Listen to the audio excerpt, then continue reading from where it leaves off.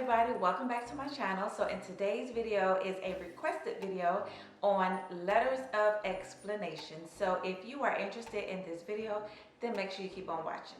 So in today's video, we are talking about letters of explanation, and someone made a comment asking if I could do an example on showing you how to write out a letter of explanation, and I was like, sure, why not? So keep in mind that when I was going through the Naca program, this was done back in 2019. You guys are probably going through the Naca program as we speak right now. And so things have totally changed in some areas of the program. I'm not quite sure if the letters of explanation have changed or if they are using the same format.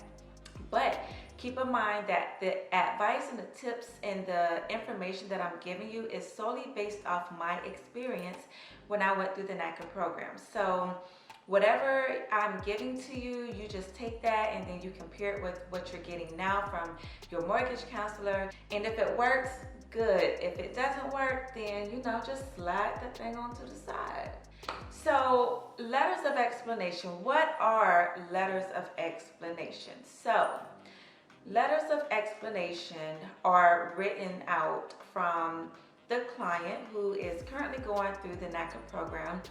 And so basically, a letter of explanation is explaining the reason why you defaulted on a loan, or you were behind on paying a utility bill, or whatever the case is. So if you fell behind on paying a utility bill such as your electricity or your water, then you will need to write a letter of explanation explaining the reason why you went into default. And then in that letter, you want to also include that you now have started paying your bills on time due to gaining more income, and you will no longer fall behind on paying or be in default on paying your bills. So something similar to that nature is how the letter of explanation works. And I will show you an example of how I wrote out one of my letters of explanation.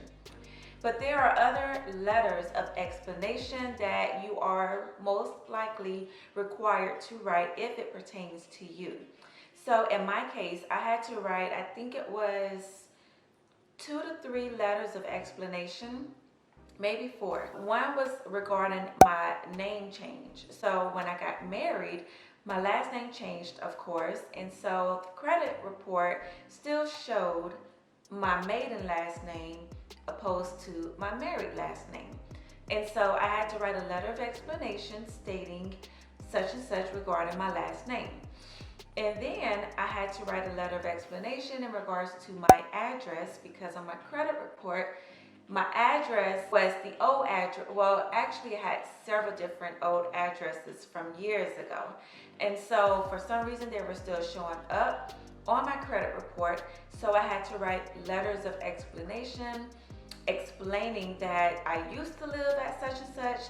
I no longer live there as of this date.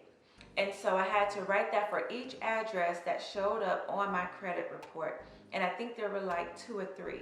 So it just basically depends on what your mortgage counselor tells you that you need to write a letter of explanation. Now, my mortgage counselor gave me an example of the letter of explanation. I don't have that example of the letter of explanation. I only have my copies of what I typed up. And so I can't show you those because it has personal information on there and I can't disclose it to you. But I will do an example of one so you can get an idea and a feel as to how a letter of explanation looks and what you need to say in that letter of explanation. So basically with the letter of explanations, they are going to submit that with your file to underwriting. That is telling underwriting that, hey, this person had a name change, she got married or he got married back in 2014, and he's been married since 2014. It's basically telling the underwriter that this person deserves to move forward and getting qualified to get this loan. So you want to make sure that whenever your Naca mortgage counselor submits your file, everything is ready to go, and your mortgage counselor will not submit the file if everything does not look like it's ready to go. So trust and believe that your mortgage counselor will make you do every and anything in your power to make sure that there aren't any remarks coming back from the underwriter. So we are getting ready to get into this example, and I'm going to show you two different examples. One will be regarding a name change, and then the other would be regarding addresses. So yeah, let's get into it. So the first letter of explanation is in all caps, and please do not put your letter in all caps. This is just for this video. And you can also address your letter and format it in any way you choose, as long as your mortgage counselor agrees to it. But at the top of your letter, you want to make sure that you put the date that you are typing up the letter, and then you want to put to whom it may concern. Then you want to come down and you want to put the subject, which is address mismatch. You want to put member's name, which is going to be your first and your last name, along with your Naca ID number. And then you want to come down and you want to state that this letter is to explain the alternative addresses on my credit report. I have listed the addresses starting with my recent. And then you want to come down again and you want to put the alternate address for yourself. And then you want to list those addresses beginning with your most recent, where you currently live. Then you want to tab over and you want to put the date that you lived at each of those addresses. Please keep in mind that your letter of explanation can be formatted and worded differently according to how your mortgage counselor sees fit.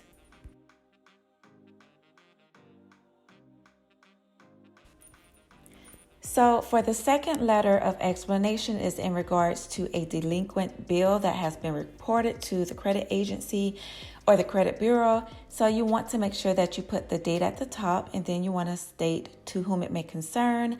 And then you want to come down and you want to list the account, you want to list the company that you had the account with.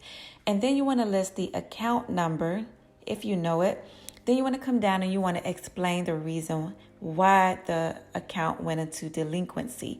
I put, due to little to no income, I was unable to continue to pay this monthly bill and allowed the balance to get too high to pay off.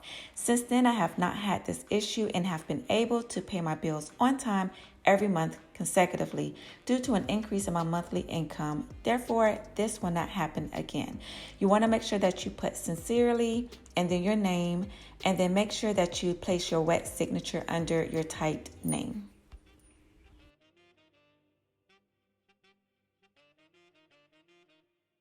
Okay, so the previous clip showed two different letters of explanation, and that is how my mortgage counselor advised me to write or type up my letters of explanation.